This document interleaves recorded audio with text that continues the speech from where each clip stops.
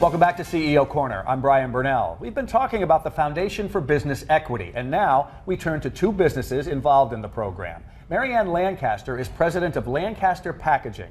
Fausto Garcia is the founder and CEO of 5 Star Plating. And Brian Post is the founder of Post Management Consulting, and he's the strategic advisor working with both Marianne and Fausto. Thank you all for being here. Appreciate it. Thank you for having us. Tell me about first your consulting firm and then your role with the Foundation for Business Equity.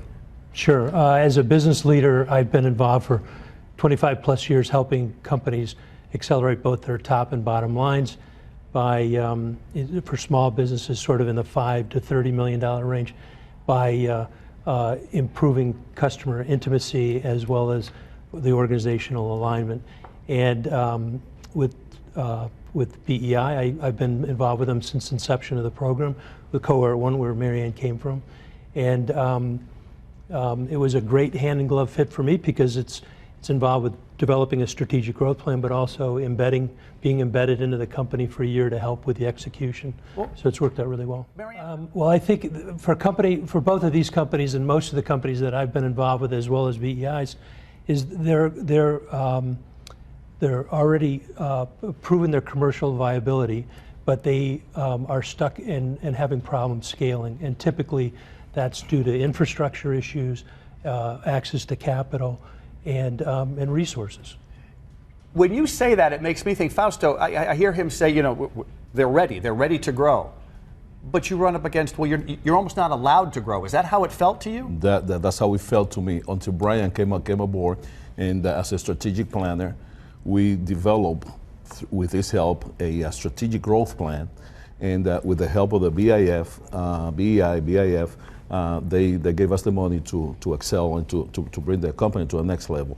So much so that we created a platform, a financial platform through Brian, and we grew in 2018, we grew 26% over 2017, and the EBITDA increased by 31%. So that's all with the help of with Brian and the strategic growth plan. But I think the one thing that is similar with all these companies is they all need help with talent acquisition and organizational development. They all need help with financial acumen.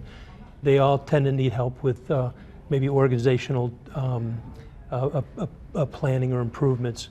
And they need to really focus on what do the customers want and expect. And so that's what we do with a strategic growth plan, and then spend the other 9 months helping with the execution. I'm curious, I'd like to hear from both of you.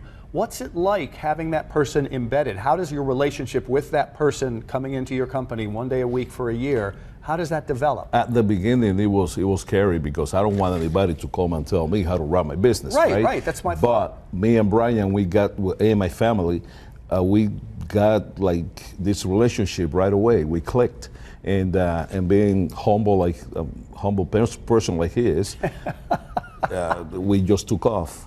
Marianne, same experience, similar? For me, it really was a chance to commit to taking a step back and looking at, instead of working in the business, working on the business. And that was the difference. And getting everyone to commit. Coming in 1 day a week and really embedding yourself and learning who your customers are, your suppliers. The whole team knew how important this was for the success of the company. 1 day a week, I guess, my thought was, is that enough? But you've got the experience, I guess it is. It works. And again, I think Marianne hit the nail on the head. I think these companies lack resources, and they typically are focused on the urgent issues of working in the business. And by me coming in a day a week, it sort of forces them to work on the business a day a week and to keep things moving in a positive direction. It's 1 day a week, but it's actually like phone calls and anytime.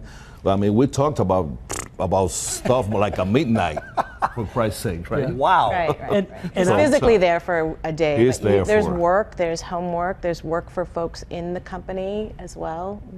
I'd also like to follow up on what you said earlier. I think these are entrepreneurs that run their own company. To some degree, they don't want a boss. Right. So as a strategic advisor, I'm not going to come in and tell them what to do.